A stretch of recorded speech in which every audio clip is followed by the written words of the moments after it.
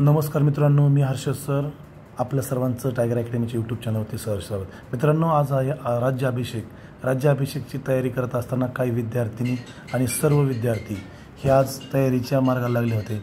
आम्ही शिवाजी महाराजांचा पुतळावरती घेऊन राज्याभिषेक दुधाने सर्व विद्यार्थी आणि मी, आमचे थोरात सर या सर्वांनी करायचं ठरवलं. हे आता थोरात सर आता राज्याभिषेक करतात. शिवाजी महाराजांचा राज्याभिषेक करत असताना खरंच अंगावरती सहारे येत होते. सहारे ह्यासाठी होते की या राज्याभिषेक करत असताना आपल्याला इतकं मन भरून येतं. तर त्यावेळीच्या काळामध्ये आमचा राजा कसा असेल, राज्याभिषेक कसा झाला असेल, किती थाटा झाला असेल. ज्यावेळेस आमच्या सर्व विद्यार्थिनी आणि विद्यार्थ्यांनी राज्याभिषेक करायचं ठरवलं तेव्हा खरंच वेगवेगळा एक आनंद येऊन गेला.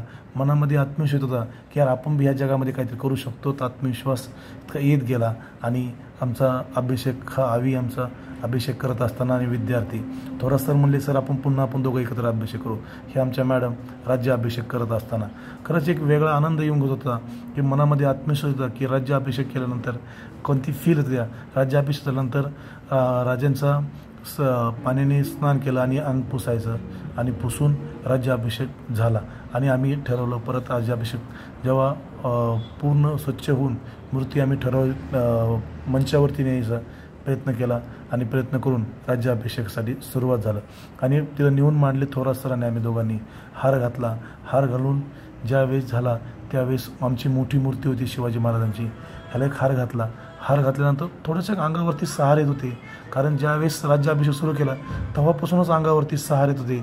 कारण शिवछत्रपती शिवाजी महाराजांचा राज्याभिषेक हा करत असताना जीवनात पहिल्यांदाच राज्याभिषेक आम्ही स्वतः करत होतो. खरंच अंगावरती सहारे येत होते आणि सहारे येऊन खरंच मनात आत्मविश्वास होतं की यार आपण ह्या महाराष्ट्रात जन्माला आलो, खरंच आपलं भाग्य आहे.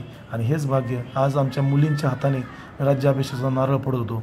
नारळ फोडत असताना खरंच आनंद वाटला की आज आमची ही विद्यार्थिनी ज्यावेळेस गर्जना करते, शिवगर्जना करते, त्यानंतर आम्ही शिवाजी महाराजांची आरती घेतली.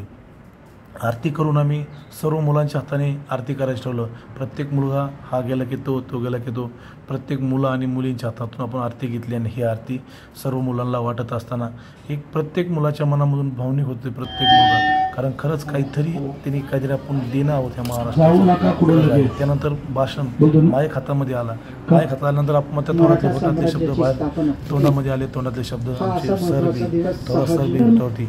आणि काही मुलांनी तर अशी गोष्ट शब्द मांडले, खरंच अंगावरती सहारे येत असताना आनंद येत होता. हे आनंदामध्ये आम्ही सगळे भारून गेलो होतो.